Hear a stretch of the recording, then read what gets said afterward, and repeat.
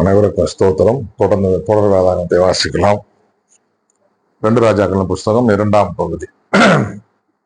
2 அரசர்கள் 2ஆம் பகுதி தொடர்ந்து வாசிக்கலாம். எலியாவின் விண்ணேற்பு. ஆண்டவர் எலியாவை சூழ்காற்றில் விண்ணுக்கு எடுத்துக் கொள்ள இருந்தபோது எலியாவும் எலிசாவும் கில்கால் இருந்து புறப்பட்டு சென்றனர். எலியா எலிசாவை நோக்கி, ஆண்டவர் என்னை பெத்தேலுக்கு அனுப்பியுள்ளார், எனவே நீ இங்கேயே தங்கியிரு என்றார். எலிசா அவரை நோக்கி, வாழும் ஆண்டவர் மேல் ஆணை, உம் உயிர் மேலும் ஆணை, நான் உம்மை விட்டு பிரிய மாட்டேன் என்றார். ஆகவே அவர்கள் பெத்தேலுக்கு போனார்கள்.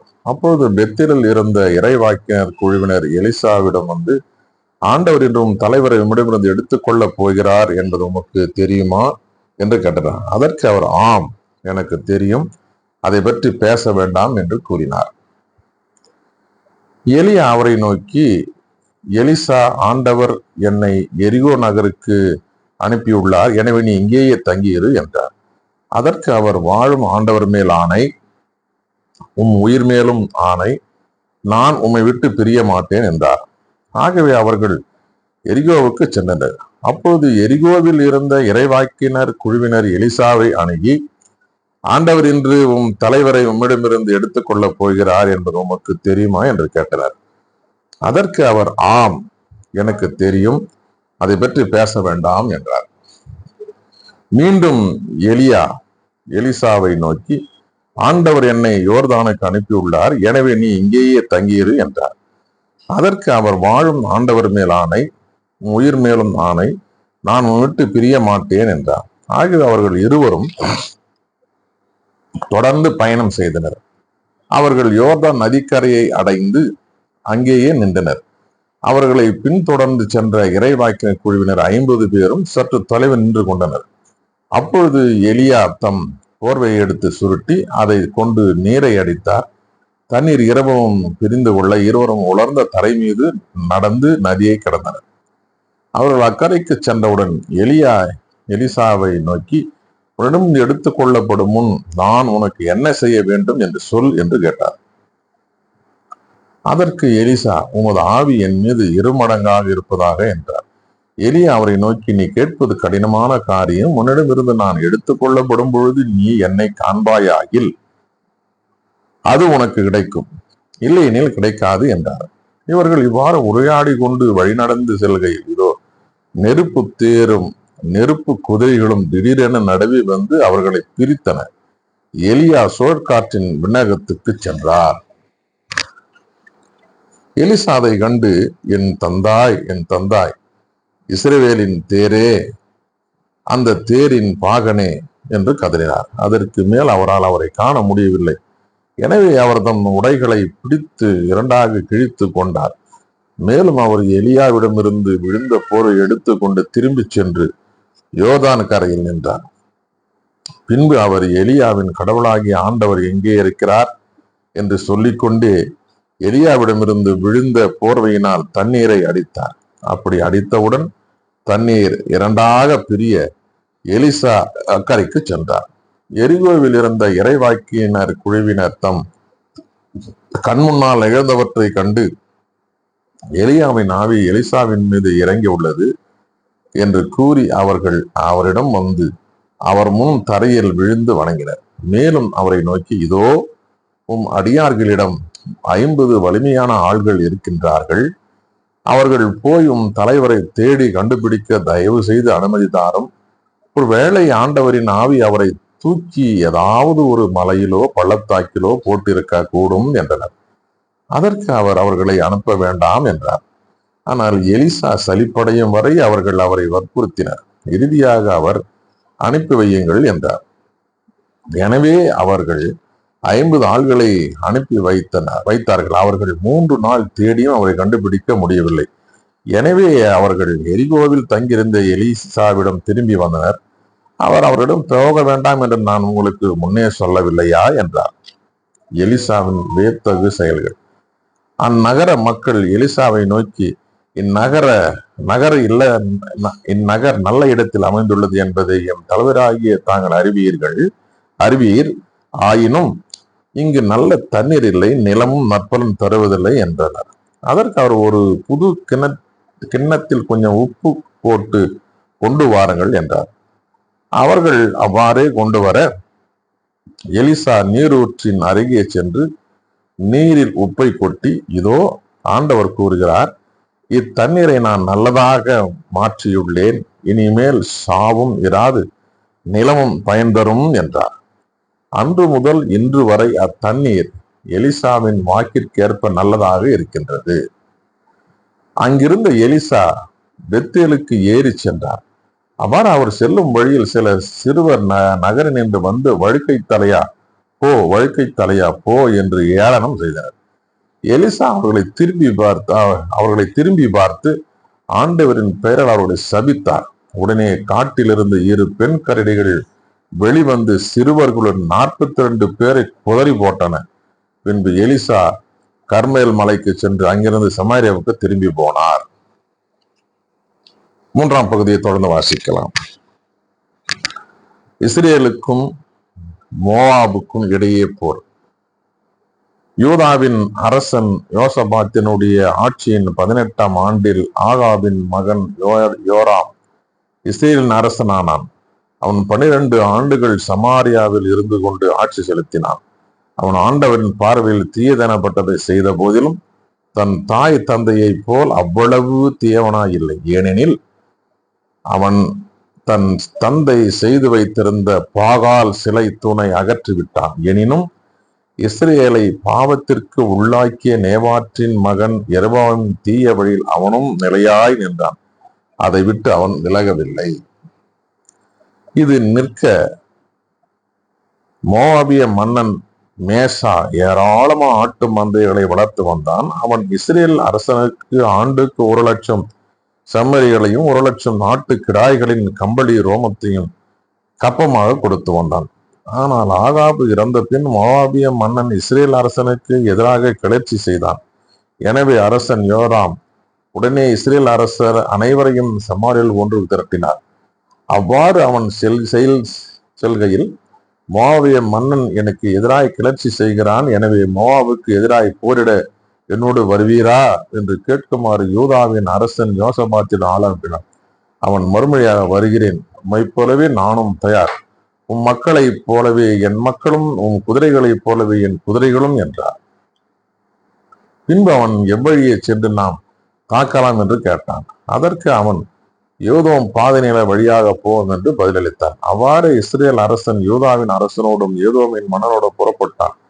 அவர்கள் 7 நாள் சுற்று வழியில் சென்ற பின் படை வீரர்களுக்கும் அவர்களை பின்தொடர்ந்த விலங்கினங்களுக்கும் தண்ணீர் கிடைக்கவில்லை. அப்பொழுது இஸ்ரேலின் அரசன், அந்தோ அரசர்களாகிய நம் மூவரையும் ஆண்டவரையும் கூட்டி வந்து மோவாபியர் கையில் ஒப்புவிக்கவா என்றான்.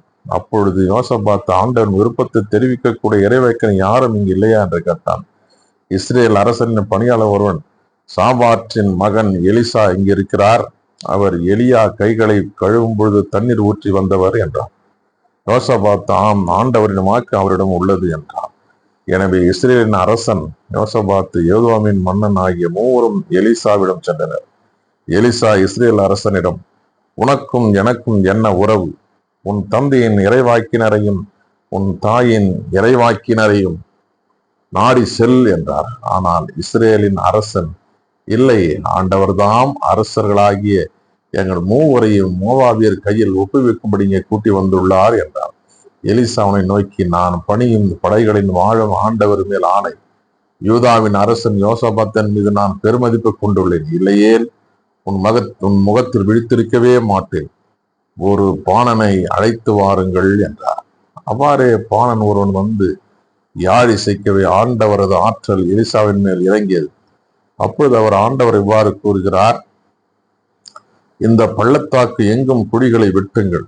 ஏனெனில் ஆண்டவர் கூறுவது இதுவே, நீங்கள் காற்றையோ மழையையோ காணப்போவதில்லை, ஆயினும் இந்த பள்ளத்தாக்கு தண்ணீரால் நிரப்பப்படும், நீங்களும் உங்கள் கால்நடைகளும் விலங்கினங்களும் நீர் அருந்துவீர்கள். இது ஆண்டவரது பார்வை எளிதான ஒன்று. அவர் மோவாபியரை உங்கள் கையில் ஒப்புவிப்பார். நீங்கள் எல்லோரும் அரண்சு நகரங்களின் எல்லா மாநகர்களையும் முறியடிப்பீர்கள். நீங்கள் எல்லா நல்ல மரங்களையும் வெட்டி வீழ்த்துவீர்கள். எல்லா நீரூற்றுகளையும் தூர்த்து விடுவீர்கள். எல்லா நல்ல வயல்களையும் கல்லால் நிரப்பி விடுவீர்கள் என்றார். ஒரு நாள் காலை பலி செலுத்தும் நேரத்தில் இதோ தண்ணீர் ஏதோம் திக்கில் இருந்து ஓடி வந்தது. நாடு தண்ணீரால் நிரம்பியது. தங்களோடு போர் புரிய அரசர்கள் வருகிறார்கள் என்று மோவாபியர் அனைவரும் கேள்வியுற்று படைக்கலம் தாங்கக்கூடிய இளையோர் முதியோர் அனைவரையும் ஒன்று திரட்டி எல்லையில் அணிவகுத்து நின்றனர். மோவாபியர் காரில் எழுந்தபொழுது கதிரவனின் ஒளி தண்ணீர் மீது ஒளிர்ந்தது. மறுபக்கம் இருந்த அவர்களுக்கு தண்ணீர் இரத்த வெள்ளமாய் தோன்றியது. உடனே அவர்கள் அது ரத்தம். அந்த அரசர்கள் தங்களுக்குள் போர் புரிந்து ஒருவர் மற்றவர் வெட்டி வீழ்த்தி விட்டனர். மோவாபியரே, வாருங்கள், கொள்ளையடிப்போம் என்றனர். அவர்கள் இஸ்ரேலின் பாசறைக்குள் நுழைந்தவுடன் இஸ்ரேலர் எழுந்த மோவாபியரை தாக்கினர். இவர்கள் அவர்கள் முன்னில் இருந்து பாய்ந்து தப்பி ஓடினர். ஆயினும் இஸ்ரேலர் துரத்து சென்று மோவாபியரை வெட்டி வீழ்த்தினர். பின்னர் அவர்கள் நகர்களை தகர்த்து எல்லா நல்ல நிலங்கள் மீது ஆளுக்கு ஒரு கல் வீசி நிரப்பினர். எல்லோ நீரூற்றுகளையும் தூர்த்து எல்லா நல்ல மரங்களையும் வெட்டி வீழ்த்தினர். அரண் சூழ்ந்த கீர் அரசேத்து மட்டும் எஞ்சி நின்றது. அந்நகரையும் கவன் வீசுவோர் வளைத்து அடித்தனர். தனக்கு எதிராக போரின் முடிவு இருந்ததை அறிந்த மோவாபிய மன்னன் வாளேந்திய 700 வீரர்களை சேர்த்து கொண்டு ஏதோ மன்னனை எதிர்க்க சென்றான். ஆனால் அவர்களால் ஒன்றும் செய்ய முடியவில்லை. பின்னர் அவன் தனக்கு பின் அரசாளும் உரிமையுள்ள தன் தலைமகனை விட்டு சென்று மதிலின் மேல் அவனை எரிபலியாக ஒப்பு கொடுத்தான். இஸ்ரேல் தங்களுக்கு எதிராக கடுஞ்சினம் மூழ்வதை கண்டு அவனை விட்டு அகன்று தம் சொந்த நாட்டுக்கு திரும்பினர்.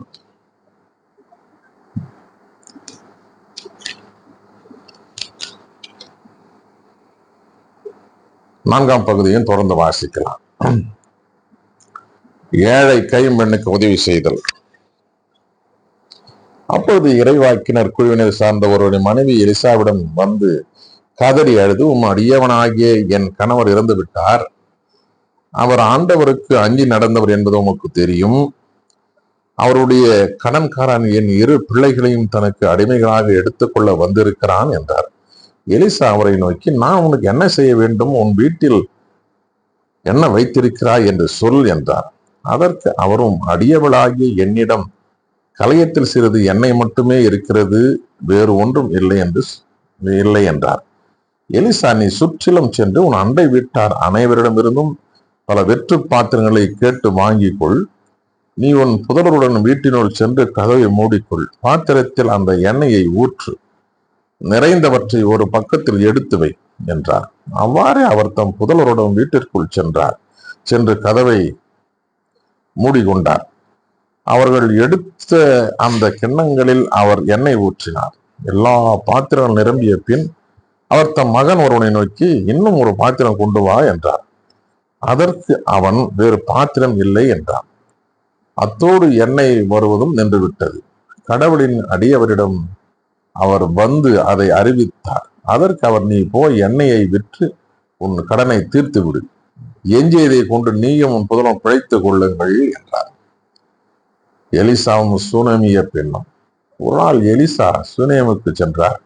அங்கிருந்த பணக்கார பெண் ஒருவர் அவரை உணவருந்தும்படி வற்புறுத்தினார். அதன் பின் அவர் அவ்வழியே சென்ற போதெல்லாம் அங்கே உணவருந்து விட்டு செல்வார். அவர் தம் கணவனை நோக்கி, நம்மிடம் அடிக்கடி வரும் ஆண்டவரின் அடியவர் புனிதர் என்று நான் கருதுகிறேன்.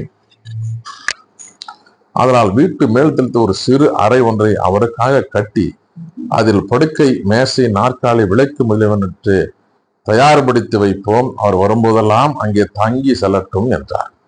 ஒரு நாள் எலிசா அங்கு வந்து மாடி அறையில் தங்கி ஓய்வு எடுத்து கொண்டார்.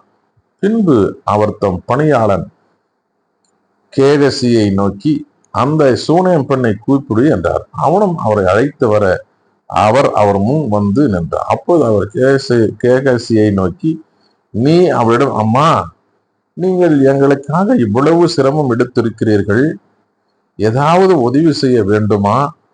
அரசரிடமோ படைத்தலைவரிடமோ பரிந்து பேசும்படி ஏதாவது உண்டா என்று கேள் என்றார்.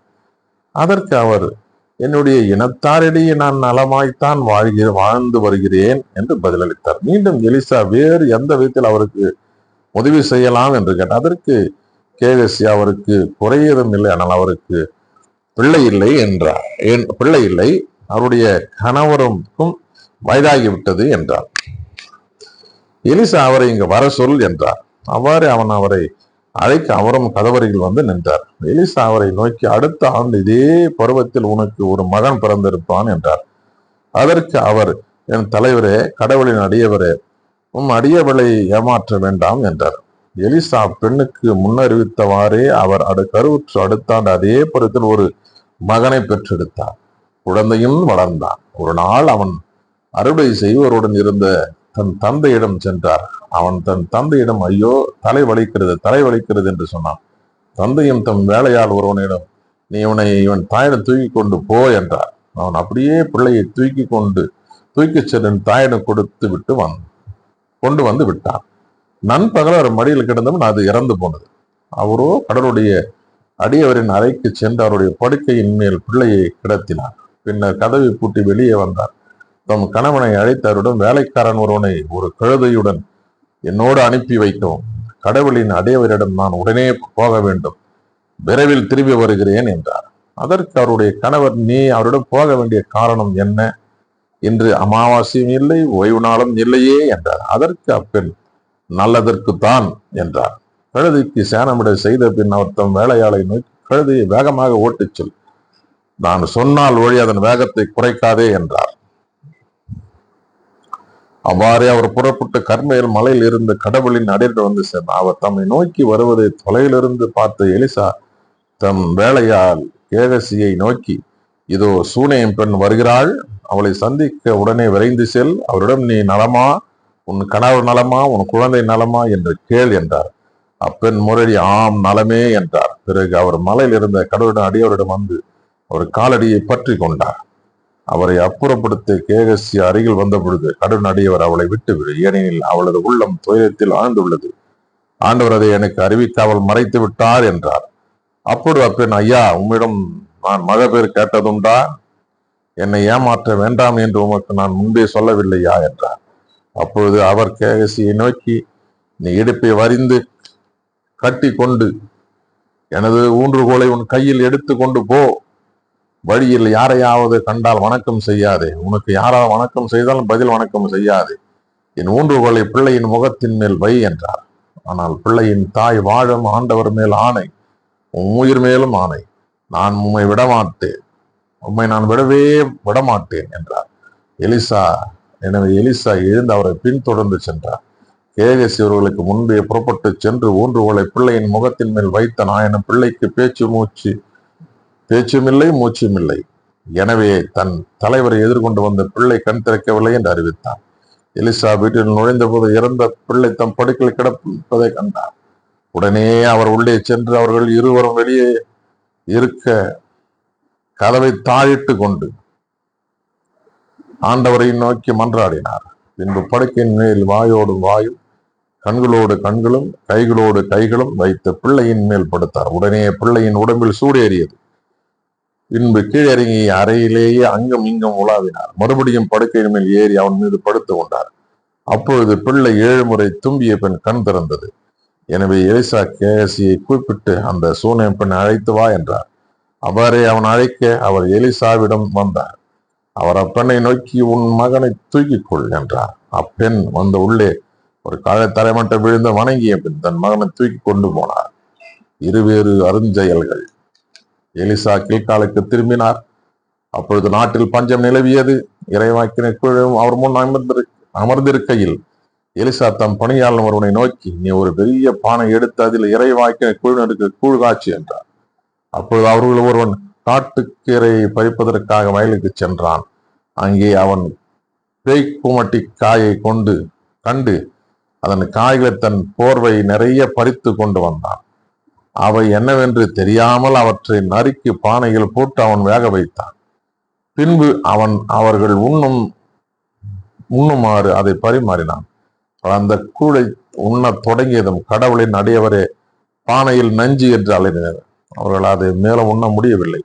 அப்ப இவர் கொஞ்சம் மாவு கொண்டு வாருங்கள் என்றார். அவர் அதை பானையில் போட்டு இவர்கள் உண்ணும்படி இதை பரிமாறுங்கள் என்று சொன்னார். பானையில் இருந்தது அவர்களுக்கு ஒரு தீங்கும் செய்யவில்லை. பாகால் சாலிசாவை பார்த்த ஒரு மனிதர் புது தானியத்தில் செய்யப்பட்ட 20 வார்கோதுமை அப்பங்களையும் தம் கோணைப்பையில் முற்றிய தானிய கதிர்களையும் கடவுளின் அடையருடன் கொண்டு வந்தார். எலிசா, மக்களுக்கு உண்ண கொடு என்றார். அவருடைய பணியாளன், இந்த 100 பேருக்கு இதை நான் எப்படி பரிமாறுவேன் என்றார். அவரோ, இவற்றை இம்மக்களுக்கு உண்ண கொடு, ஏனெனில் உண்ட பின்னும் மீதியாயிருக்கும் என்று ஆண்டவர் கூறுகிறார் என்றார். அவ்வாறே அவன் அவர்களுக்கு பரிமாற அவர்கள் உண்டனர். ஆண்டவரது வாக்கின்படி மீதி இருந்தது. வாசிக்க தெரிந்து கொள்ளப்பட்ட 2 அரசர்களின் புஸ்தகம் 2, 3 மற்றும் 4 வாசித்து முடிந்தாயிற்று. கடவுளுக்கு மகிமையும் மாட்சிமையும் சதா காலையில் உண்டாகட்டும். பிரியமானவர்களே, தொடர்ந்து இந்த தொடர் வேதாகமத்தில் இணைந்திருங்கள். கர்த்தர் நம்மை நம் குடும்பங்களை ஆசீர்வதித்து காப்பாராக. ஆமென்.